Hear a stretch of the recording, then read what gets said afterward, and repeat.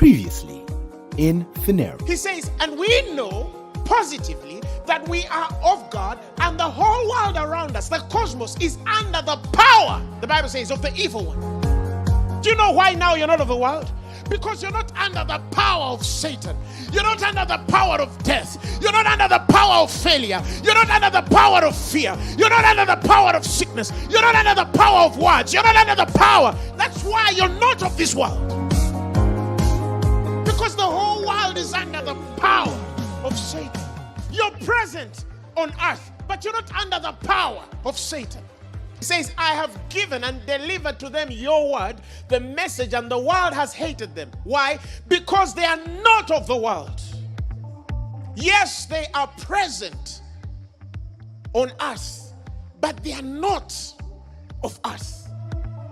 They are not of cosmos. Yes, you're walking the face of this earth, but you're not subject to the elements of this earth. You're not subject to the diseases of this earth. You're not subject to the words of this earth. You're not subject to the struggle of this earth. You're not subject to the corruption of this earth. You're not subject to the turmoil of this earth. You're not subject to the testations of this earth. You're not subject to the weakness of the earth. That's why he gave you the word. It will remind you who you are. If you ever go through a situation and you don't know how to go through, it's here. Read it. He sent his word and healed your diseases. The Bible says he sent a word to Jacob and it leads the whole of Israel. Because when Jesus says, I gave them the message because they are not of the world. That's why he gave them the message. He knew it was the only thing to bail us out. There is nothing that can bail you out of your situation except the word he left you.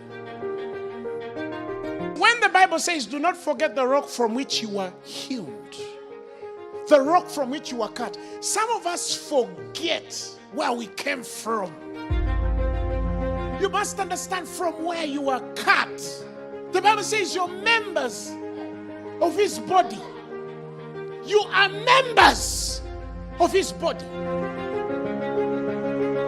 Philip was a normal man, born by normal parents, ate food, digested it. He breathed oxygen. He gets to an Ethiopian eunuch, preaches the gospel to him, puts him in water. And by the time the man comes out of water, Philip is nowhere. And the Bible says he was found at Azotus.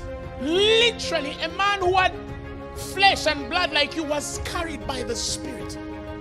And he was no more before the eyes of the eunuch. Think about it.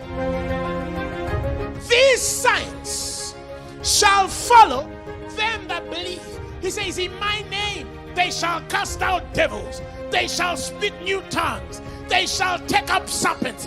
And if not when, it's not a deliberate. But it says, if they drink any deadly thing, it shall not harm them. They shall lay hands on the sick and they shall recover. Paul, a man born by a woman, he had a father. He breathed oxygen like you and I. And the Bible tells us, when Paul had gathered a bundle of sticks and laid them on fire, a viper came out of the fire and fastened on his hand. And the Bible says, he shook it off and threw it in the fire. The Bible says, he felt no harm. This was a man who believed the same words that you seated on for on Thursday. The same words that I'm preaching tonight. The only question is, do you